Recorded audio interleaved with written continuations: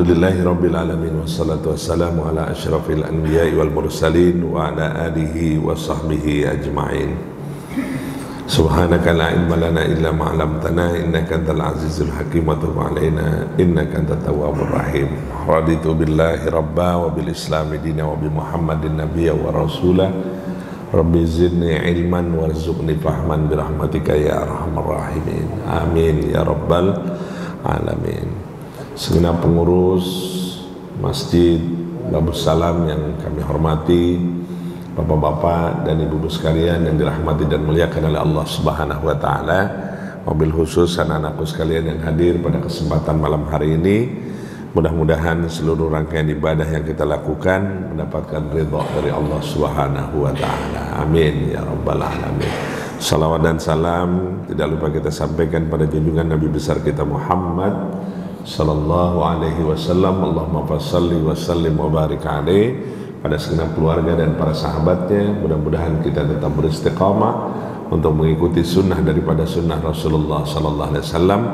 Harapan yang selalu kita dambakan dari baginda Rasul, insyaallah kita semua akan mendapatkan syafaatul uzma dari baginda Rasulullah sallallahu alaihi wasallam. Amin ya rabbal alamin. Pada malam hari ini temanya khusus karena menyongsong Hari Kemerdekaan Republik Indonesia yang ke-79 tahun.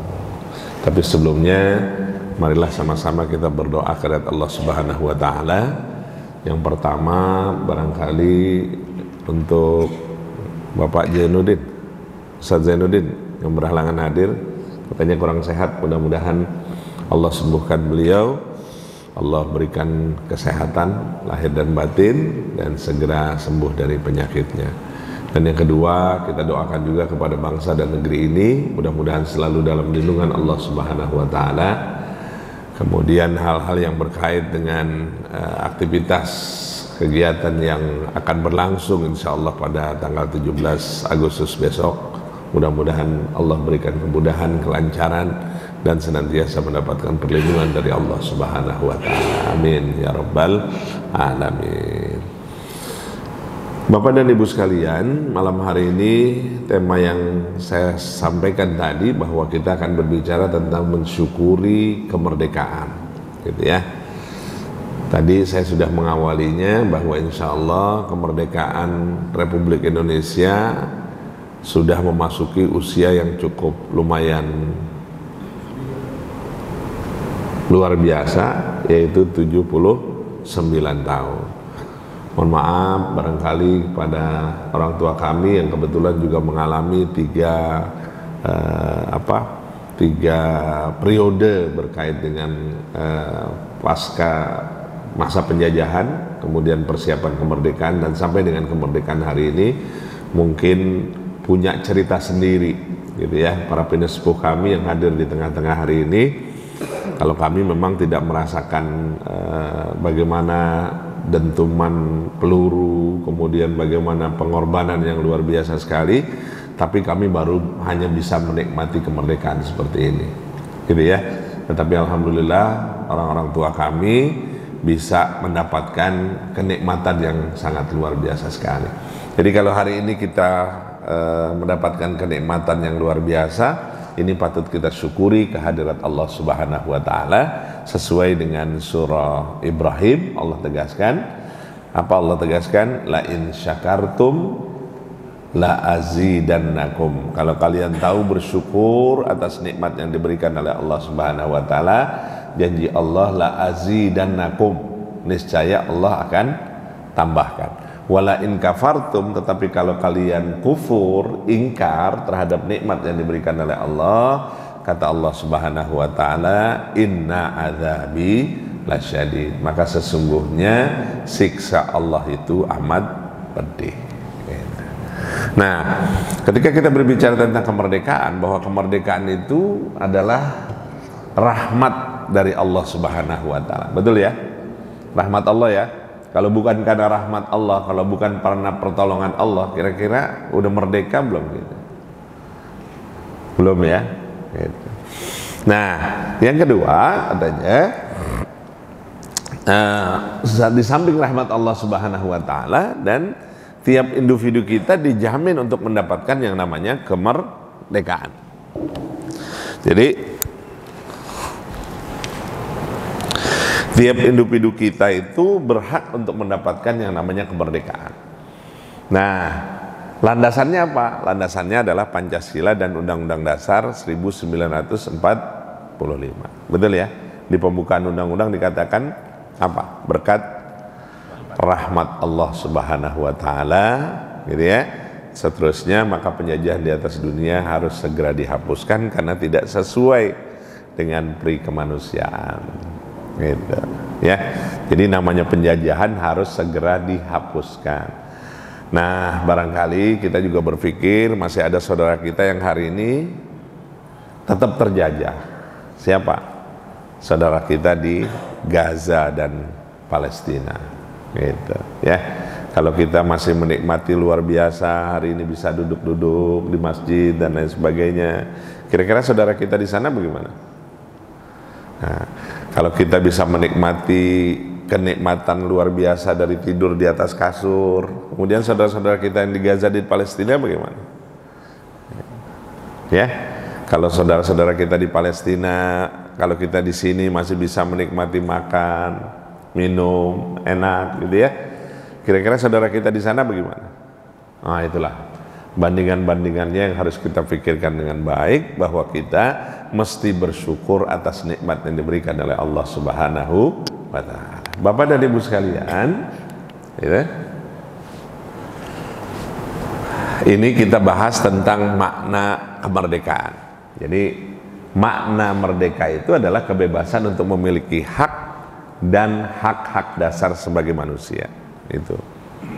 Itu yang namanya merdeka.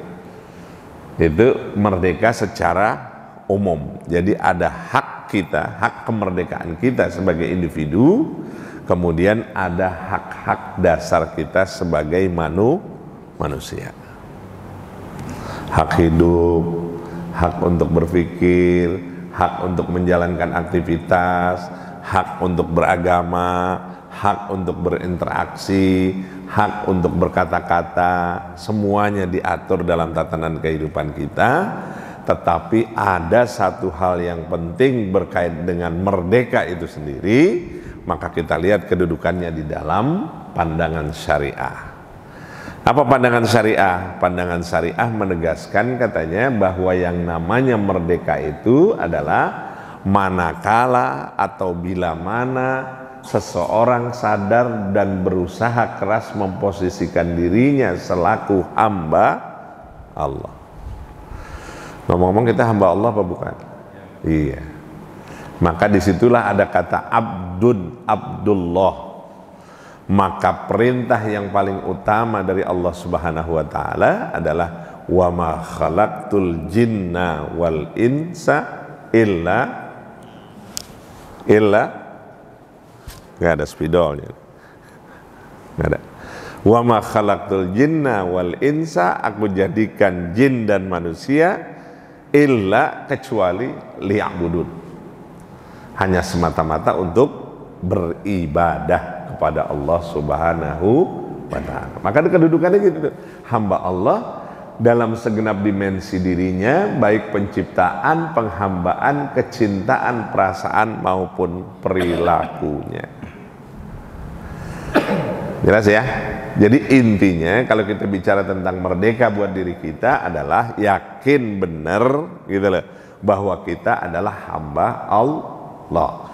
Ketika kita menjadi hamba Allah, jangan lupa takarrub, perbanyak takarrub kepada Allah Subhanahu wa ta'ala. Maksudnya apa? Perbanyak kedekatan diri kita kepada Allah Subhanahu wa ta'ala. Makanya konsekuensi logisnya apa? Nah, ini kita lihat Pak, ya, kita lihat. Yang pertama katanya terbelenggu secara fisik boleh jadi sudah merdeka. Ada nggak orang yang terbelenggu secara fisik? Ya, terbelenggu secara fisik boleh jadi sudah merdeka. Lalu bagaimana dengan fisikis? Bagaimana dengan mental? Bagaimana dengan spiritual kita?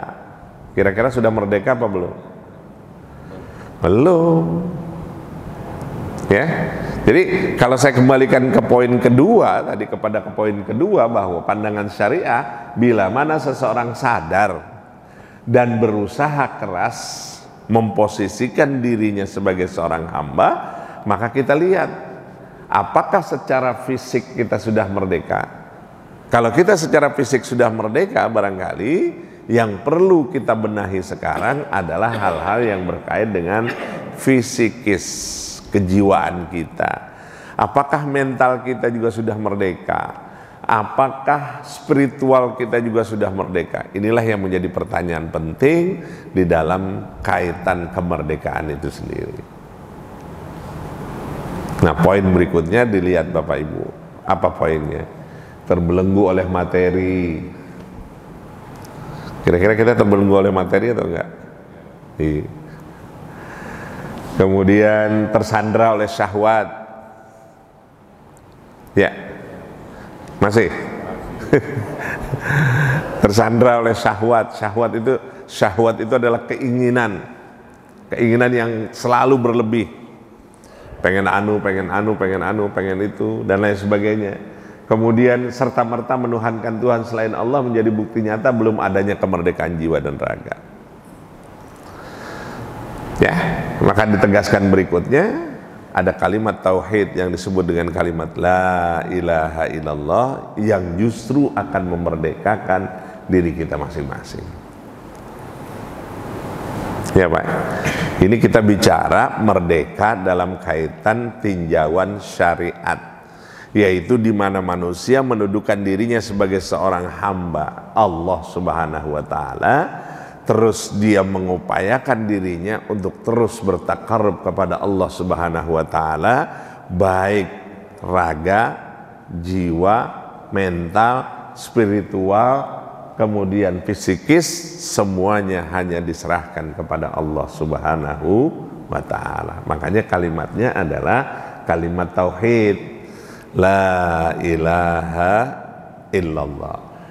Memerdekakan manusia dari berbagai Tuhan palsu yang membelenggu kemerdekaan hati, jiwa, dan mental manusia. Banyak nggak kira-kira Tuhan palsu? Kan harus disembah cuman la ilaha illallah. Apa artinya? La ilaha, tidak ada Tuhan yang patut disembah, ilahun, Tuhan. Tuhan itu banyak Pak. Tetapi illallah, kecuali yang patut disembah hanya Allah Subhanahu wa taala. Ya, harta bisa jadi Tuhan enggak? Keluarga bisa jadi Tuhan enggak? Uang bisa jadi Tuhan enggak? Melebihi dari segala-galanya. Itu kita bicara tentang harta. Ya. Pertemanan bisa jadi Tuhan tidak? Semua bisa menjadi Tuhan-Tuhan palsu. Maka ketika kita konsekuensi logis kita ketika kita menghadap Allah Subhanahu wa taala, maka kita tegaskan la ilaha illallah. Tidak ada Tuhan yang patut disembah kecuali Allah Subhanahu wa taala. Bapak dan Ibu sekalian yang dirahmati dan muliakan oleh Allah Subhanahu wa taala, maka yang kedua katanya. Nah, kita lihat realita merdeka. Dalam surah Al-Jasiyah ayat 23, afa araita man ittakhadha ilahahu hawahu wa adallahu ala ilmin. Ditegaskan apa araita, di situ ditegaskan, pernahkah kamu melihat orang-orang apa araita man ittakhadha ilahahu hawahu, berapa banyak orang yang menjadikan hawa nafsunya sebagai Tuhan. Ya, betul ya? Hawa nafsunya sebagai Tuhan. Man ittakhadha ilahahu, ilah, karena dikatakan ilah itu ilah Tuhan, ilahahu hawahu. Ya, maka yang dijadikan oleh yang bersangkutan Tuhannya itu adalah hawa nafsunya. Bapak dan Ibu sekalian, mempertuhankan hawa nafsu dan mengagungkannya menjadi bukti terbelenggunya dan terjajahnya hati dari jiwa seseorang. Karena sudah menjadikan ilah, ya, Tuhannya itu adalah hawa nafsu. Ya, banyak ya yang menjadikan Tuhannya hawa nafsu ya. Hawa nafsu yang pada akhirnya lahirlah jiwa serakah, keangkuhan, kesombongan. Bisa Bapak Ibu lihat di sini, ya, yang berlebihan terhadap dunia dan mengabaikan perintah Allah, tindakannya dikendalikan oleh dan disandra oleh kepentingan yang berlebihan. Ini sudah terbelenggu kehidupan kita kalau modelnya kayak begini. Maka jangan jadikan diri kita terbelenggu oleh hawa nafsu kita sendiri. Maka pesan takwa itu, kan kita sering dengar pesan takwa ya. Apa pesan takwa itu? Ya ayyuhalladzina amanu taqullaha haqqa tuqatih. Kita diminta bertakwa kepada Allah dengan sebenar-benarnya takwa kepada Allah Subhanahu wa taala. Wala tamutunna illa wa antum muslimun. Janganlah kalian wafat kecuali dalam keadaan muslim.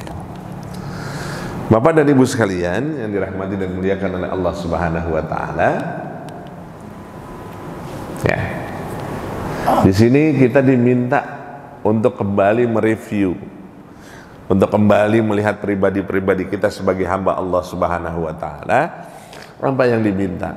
Di samping di dalam surah Al-Jasiyah kita diingatkan jangan sampai menjadikan hawa nafsu kita sebagai Tuhan.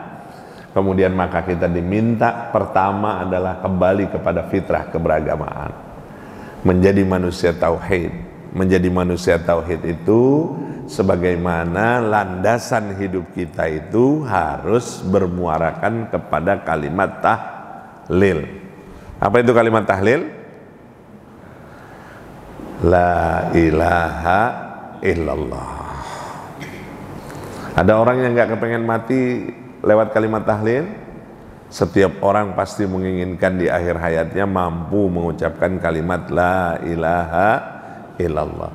Sekarang pertanyaannya, berapa banyak kita mengucapkan kalimat tahlil? Berapa banyak? Sering atau jarang? Iya, harusnya sering. Lafalkan itu dengan kalimat la ilaha illallah. Kemudian masukkan di dalam kalbu kita kalimat la ilaha illallah. Kemudian transfer dari kalbu kita, transfer kita dalam pemikiran kita. Kemudian kita implementasikan dengan perbuatan kita. Jadi jangan hanya ucapan lisan mengucapkan kalimat la ilaha illallah. Artinya kita betul-betul menyadari dengan kalimat tahlil tadi bahwa kalimat tahlil itu adalah benteng utama dalam kehidupan kita yang menjadi perisai di dalam dada kita dengan satu kalimat la ilaha illallah. Bapak perhatikan di dalam surah Al-An'am ayat 162 apa yang kita lakukan dengan kalimat ayat suci Al-Quran dalam surah Al-An'am 162. Kita bilang apa? Inna sholati. Di mana tuh kita ngomong? Inna sholati wa nusuki wa mahyaya wa mamati lillahi rabbil alamin. Kapan tuh kita ucapin? Kapan kita ucapkan? Pada saat kita melaksanakan ibadah sholat. Itu jadi MOU, itu jadi Memorandum of Understanding. Ada kesepakatan yang kita buat bahwa kita ngadu sama Allah Subhanahu wa taala, kita ngomong sama Allah Subhanahu wa taala, kita sampaikan kepada Allah Subhanahu wa taala lewat kalimat tauhid tadi. Kita mengatakan apa? Inna sholati, sesungguhnya salatku, wa nusuki, yang kedua ibadahku, wa mahyaya, hidupku, wa mamati, matiku. Kita serahin kepada siapa? Lillahi rabbil alamin. Tapi kira-kira begitu apa enggak ya? Salat kita benar-benar karena Allah apa bukan? Iya. Menggugurkan kewajiban atau kebutuhan? Hah? Kira-kira menggugurkan kewajiban atau kebutuhan? Serius apa belum serius? Serius. Kira-kira kalau serius betul-betul ada dialog nggak ketika kita melaksanakan ibadah sholat? Waktu kita bilang Allahu Akbar, yang lainnya kecil apa besar? Tapi hari ini masih banyak yang dibesarin oleh kita atau enggak? Padahal kita mengucap Allahu Akbar. Allahu Akbar, bukan Allah kabir, bukan Allah besar, bukan Allahu Akbar, Allah yang maha besar. Selain itu kecil. Itu yang harusnya menghujam di dada kita ketika kita mengucapkan Allahu Akbar, Allah lah yang maha besar. Maka seluruhnya, semuanya menjadi kecil.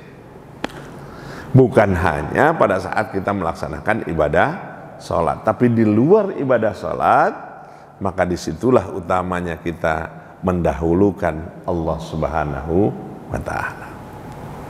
Bapak dan Ibu sekalian yang dirahmati dan muliakan oleh Allah Subhanahu wa ta'ala, jadi kita diminta kiat agar merdeka diri kita itu kembali kepada ketauhidan kita sebagai hamba Allah Subhanahu wa ta'ala, yang saya sampaikan tadi, wa ma khalaqtul jinna wal insa illa liya'budun, untuk beribadah kepada Allah Subhanahu wa ta'ala. Yang kedua, yang pertama ketika kita kembali kepada manusia tauhid, maka kokohkan diri dengan benteng ketauhidan dan terus melatih dengan keikhlasan serta berbanyak zikir kepada Allah Subhanahu wa ta'ala.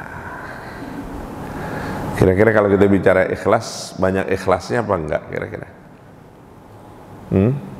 Dalam menjalani hidup ini ikhlas, harus ikhlas apa enggak ikhlas? Atau kurang ikhlas? Harusnya ikhlas. Qadarullah, segala ketentuan dari Allah Subhanahu wa ta'ala, ya sudah kita terima apa adanya. Kenapa? Boleh jadi apa yang kita anggap baik belum tentu baik menurut Allah Subhanahu wa ta'ala. Gitu kan? Boleh jadi yang barangkali kita bilang buruk tetapi baik di sisi Allah Subhanahu wa ta'ala. Tetapi kita seringnya, termasuk saya barangkali, kira-kira ketika ada takdir yang ditentukan oleh Allah Subhanahu wa ta'ala kepada kita, kira-kira kita lebih banyak su'uzonnya apa husnuzon? Pak, Bu, kira-kira banyak yang mana? Banyak yang husnuzonnya apa yang banyak su'uzonnya? Ya kan? Karena kita nggak pernah tahu apa yang menjadi ketentuan Allah Subhanahu wa ta'ala, tetapi segalanya mari kita kembalikan kepada Allah Subhanahu wa ta'ala. Jadi ikhlas, kemudian perbanyak zikir kepada Allah Subhanahu wa ta'ala, perbanyak ingat kepada Allah Subhanahu wa ta'ala, karena janji dari Allah Subhanahu wa ta'ala jelas, ala bidzikrillahi tatmainnul qulub. Ingat, hanya dengan berzikir kepada Allah Subhanahu wa ta'ala, hanya selalu ingat kepada Allah Subhanahu wa ta'ala, insya Allah hati kita jadi tenang. Kira-kira duduk di masjid ini adem apa kagak adem? Makin tenang apa kagak tenang? Jadi kalau ada orang sampai di masjid hatinya kagak tenang, nah itu perlu dipertanyakan. Udah tempatnya adem, enak, plong, leluasa, gitu kan? Tinggal kita menempatkan diri kita mau takarub apa kagak, gitu. Setelah itu ketika kita perbanyak zikir, rasain, masukin ke dalam hati zikir yang kita ucapkan kepada Allah Subhanahu wa ta'ala. Termasuk di dalamnya adalah istighfar. Apa itu istighfar? Mohon ampun kepada Allah Subhanahu wa ta'ala. Apa yang dirasakan lewat istighfar? Bapak Ibu, apa yang dirasain lewat istighfar? Ketenangan batin dan jiwa. Apa yang didapat lewat istighfar? Dua hal yang kita dapatkan lewat istighfar. Pertama, ketika kita beristighfar kepada Allah Subhanahu wa ta'ala, yang kita dapatkan adalah bahwa yang mengetahui seluruh dosa dan perbuatan kita minta hanya Allah Subhanahu wa ta'ala yang akan mengampuni dosa-dosa kita. Artinya apa? Lewat istighfar tadi, seluruh aib kita yang tahu itu hanya kita dan Allah Subhanahu wa ta'ala. Satu. Yang keduanya, Allah tutupin aib dari yang kita perbuat tadi. Betul nggak kira-kira? Yang nutupin aib siapa? Allah Subhanahu wa ta'ala. Saya masih tetap baik di hadapan Bapak karena Allah tutupin aib saya. Kita masih baik nih semuanya karena Allah tutupin aib saya. Ada koneksitasnya nggak? Ada. Waktu kita duduk di antara dua sujud, kita baca itu doanya. Allahumma gfir rabbi gfirli warhamni, kemudian wajburni. Itu wajburni. Allahumma gfirli, ya Allah ampuni aku. Allahumma gfirli warhamni, berilah aku kasih sayang. Wajburni, apa wajburni? Wajburni apa wajburni? Tutup aib saya. Pak, kalau kira-kira Allah ablakin aib kita masing-masing, bisa ngelihat nih, kita bisa ngelihat keburukan masing-masing, rasanya gimana kira-kira? Oh, malu, tahu tapi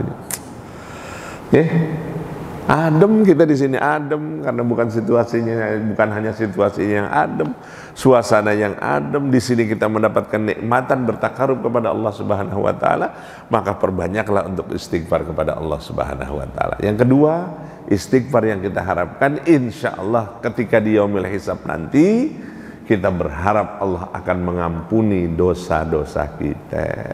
Amin ya rabbal alamin. Maka dari itu, ketika beristighfar, rasakan kenikmatan istighfar kita karena kita memohon ampun kepada Allah Subhanahu wa taala. Jadi jangan hanya lisan kita yang ngucap, tetapi rasakan di dalam hati, pikirin dengan baik, gitu ya.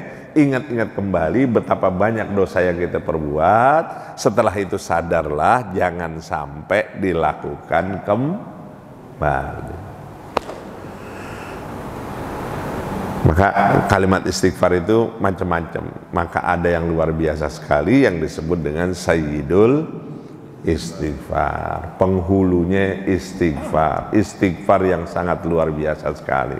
Apa itu? Allahumma anta rabbi la ilaha illa anta khalaqtani wa ana abduka wa ana ala ahdika wa wa'dika mastata'tu a'udzubika min syarri ma sana'tu abu'u laka binikmatika alayya wa abu'u bidambi faghfirli fa innahu la yaghfiru dzunuba illa anta. Coba deh Pak, dirasain, dinikmatin, masukin ke dalam hati, insya Allah cucuran air mata kita atas dosa-dosa yang kita lakukan, kita mohon ampun kepada Allah Subhanahu wa taala. Ya Pak ya. Jadi untuk menyelesaikan masalah dalam kehidupan kita itu sebenarnya hanya lewat dua hal. Yang pertama, sujud kepada Allah Subhanahu wa taala. Yang kedua, mohon ampun kepada Allah Subhanahu wa taala dengan memperbanyak istighfar kepada Allah Subhanahu wa taala. Bapak dan Ibu sekalian, selanjutnya katanya apa? Lapangkan jiwa dan hati. Kalau mau merdeka nih, merdeka di dalam kehidupan kita, lapangkan jiwa dan hati kita. Artinya apa? Merdeka dari Tuhan-Tuhan palsu. Pesan Rasulullah katanya 3 hal agar hati lapang. 1, menjauhi dunia. Ngomong-ngomong, dunia boleh dijauhi apa kagak? Nggak boleh. Artinya tetap harus balance antara dunia dan akhirat. Kita lihat, menjauhi dunia, mendekat ke akhirat, betul nggak? Nah, terus yang ketiga apa? Menyiapkan diri untuk kembali. Insya Allah kalau kita sadar, kita ngerti banget itu dalam kehidupan kita, bahwa kita ini di dunia ini cuman singgah. Cuman apa ya? Singgah. Singgah itu artinya apa ya? Berhenti sementara, cuman mampir, numpang lewat. Selebihnya akan menuju terminal. Di mana terminalnya? Menghadap Allah Subhanahu wa taala. Maka katanya, kata Rasulullah, kalau hati pengen lapang, jauhi dunia, mendekatkan diri kepada Allah Subhanahu wa taala, kemudian yang kedua, yang mendekat ke akhirat dan menyiapkan diri untuk kembali. Tapi ingat itu di situ. Meninggalkan dunia bukan berarti tidak butuh dunia, tetapi mampu menundukkan dengan bijaksana, proporsional dan tidak berlebihan. Dan janganlah kamu melupakan nasibmu di dunia. ngurusin dunia boleh, tetap harus balance. Gitu. I'mal lidunyaka ka'annaka ta'isu abada. Berbuatlah kamu untuk duniamu seakan-akan kamu hidup selama-lamanya, tapi ada batasan di situ. Allah ditegaskan dalam batasannya. I'mal lidunyaka ka'annaka ta'isu abada wa'mal li akhiratika ka'annaka tamutu ghadan. Berbuatlah untuk akhirat kamu seakan-akan kamu mati besok. Bisa nggak kira-kira kalau kita sholat hari ini nih, kita bilang, ya Allah, apakah ini sholat yang terakhir buat saya? Bisa nggak kira-kira? Kira-kira kalau kita bilang hari ini barangkali sholat isya ini adalah sholat terakhir buat saya, kira-kira serius apa kagak? Serius banget apa serius setengah serius? Iya kan? Itu sebenarnya. Maka dari itu, Bapak dan saudara-saudara sekalian yang dirahmati dan muliakan oleh Allah Subhanahu wa taala, maka persiapkanlah kehidupan kita itu menjauhi dunia, mendekat ke akhirat, dan menyiapkan diri kita untuk kembali ke kehariban Allah Subhanahu wa taala. Bapak dan Ibu sekalian yang dirahmati dan muliakan oleh Allah Subhanahu wa taala, oleh karena itu kita tidak pernah tahu rahasia dari Allah Subhanahu wa taala, yaitu yang disebut dengan rahasia kematian. Tapi kita cukup paham bahwa baginda Rasulullah sallallahu alaihi wasallam mengingatkan kepada kita, apa kata baginda Rasul? Kafa bil mauti wa'izo.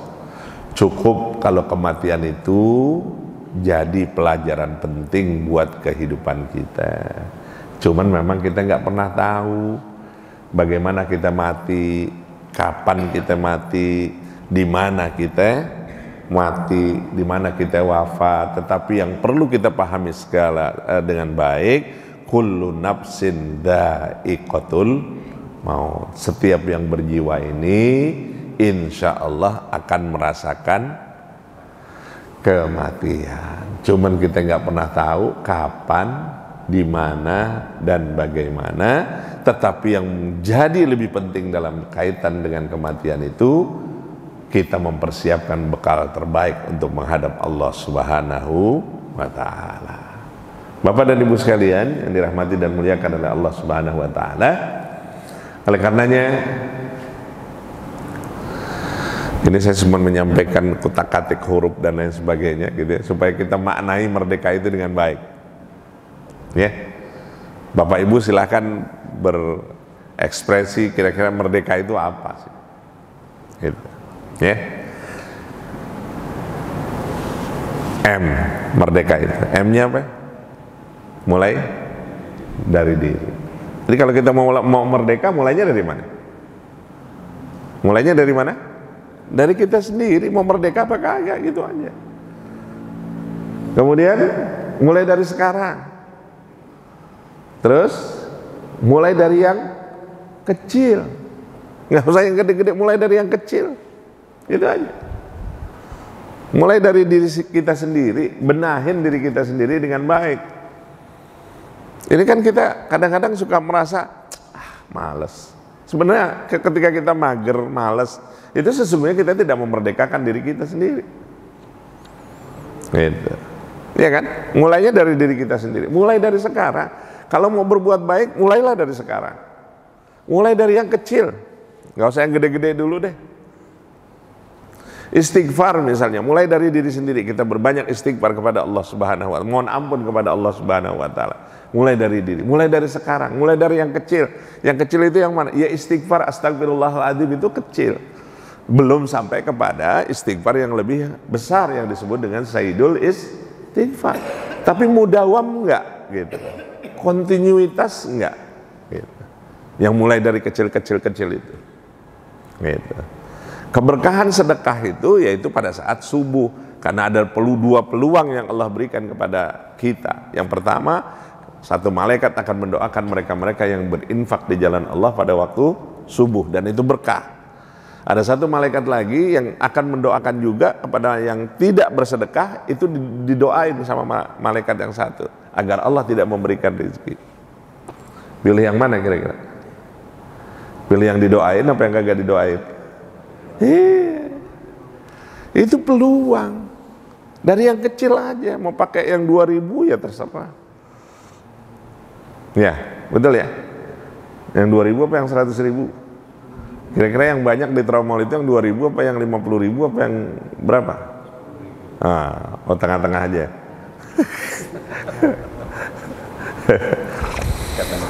Itu dari yang kecil, subuh saja sering kontinuitas kita lakukan, dan insya Allah itu akan menjadi keberkahan buat kita. Kemudian apa lagi? E-nya itu eksplorasi. Kita keluarin ide gagasan untuk kebaikan. Banyak Pak ide-ide kebaikan itu yang bisa kita lakukan. Nggak usah jauh-jauh keluar rumah, di rumah kita sendiri ada nggak ide-ide kebaikan yang harus kita lakukan? Ya, betul ya. Baca Quran, ide kebaikan apa enggak? Ide kebaikan, orang disuruhin kok sama baginda Rasulullah sallallahu alaihi wasallam. Kata baginda Rasul, nawiru buyutakum bis-shalah wa qiraatil Quran. Sebaik-baiknya orang yang salat itu adalah salatnya di rumah, kecuali salat wajib. Betul ya? Jadi salat wajibnya di mana? Di masjid, bukan di rumah. Gitu. Tapi salat sunnahnya di mana? Di rumah. Nawiru buyutakum bis-shalah wa qiraatil Quran. Kecil Pak urusannya. Kita anggap kecil itu karena kontinuitas nggak kira-kira? Baca Quran di rumah. Gitu. Hiasilah rumah kalian dengan baca Al-Quran. Masya Allah. Saya sering bilang pilihannya dua. Mau baca Quran apa mau dibacain Quran? Pilih yang mana kira-kira? Mau baca Quran apa dibacain Quran? Kalau dibacain Quran sudah sadaqallahul azim. Berarti sudah wabillahi taufik wal hidayah. Tuh. Tapi kalau kita masih mau panjang usia, ya baca Quran. Gitu. Eksplorasi untuk kebaikan. Kedua, R-nya itu rawat keberimanan dengan baik. Kita rawat keberimanan kita ini dengan baik, dengan keistiqomahan kita. Kita rawat keberimanan kita ini dengan ketakwaan kepada Allah Subhanahu wa taala. Serius dalam beribadah, minta kepada Allah, serius dalam berinfak dan bersedekah, serius dalam membaca ayat suci Al-Qur'an. Semuanya butuh keseriusan, sama halnya kita serius juga dalam mengurusi urusan dunia, dan urusan akhirat pun harus kita lakukan dengan keseriusan. Berikutnya, dahulukan ketaatan dan ketakwaan. Nah, ngomong-ngomong, kita sering mendahulukan ketaatan dan ketakwaan atau entar-entar dulu? Kenapa entar-entar dulu?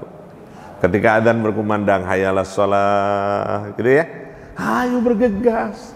Dipanggil oleh Allah Subhanahu wa taala, hayya 'alal falah, ayo keberuntungan. Kejar itu. Itu yang diinginkan oleh Allah Subhanahu wa taala, takarrubnya manusia kepada Allah Subhanahu wa taala. Berikutnya, elaborasikan pengetahuan agama. Jadi dielaborasi pengetahuan agama, artinya diamalin pengetahuan yang kita dapat. Dan yang berikutnya adalah kokohkan keberimanan dan keberislaman dan ihsan kita. Dan yang terakhir, A-nya itu kalau orang mau merdeka, A-nya itu harus ada apa? Aksi nyata. Apa itu aksi nyata? Do something. Perbuat. Jangan omdo. Jangan ngomong doang.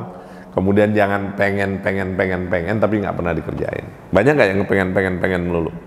Nah, pengen ngamal, pengen baca Quran, pengen sholat tahajud, jangan kepengen melulu, tapi buktikan bahwa kita bisa melakukan hal itu dengan baik. Maka terakhir Bapak dan Ibu, pikirkan dengan baik dan jangan sampai ada penyesalan setelahnya. Penyesalan setelahnya apa? Sudah dijelaskan, walal akhiratu khairu wa abqa, walal akhiratu khairul laka minal ula, bahwa kehidupan akhirat jauh lebih utama daripada kehidupan dunia. Bapak dan Ibu sekalian, mudah-mudahan besok ketika kita menyambut kemerdekaan Republik Indonesia yang ke-79 tahun, mudah-mudahan diri kita juga menjadi hamba-hamba yang merdeka dari keterbelengguan, merdeka dari Tuhan-Tuhan palsu. Kita takarrubkan diri kita hanya semata-mata mengharap ridha dari Allah Subhanahu wa taala. Wallahu a'lam bishawab.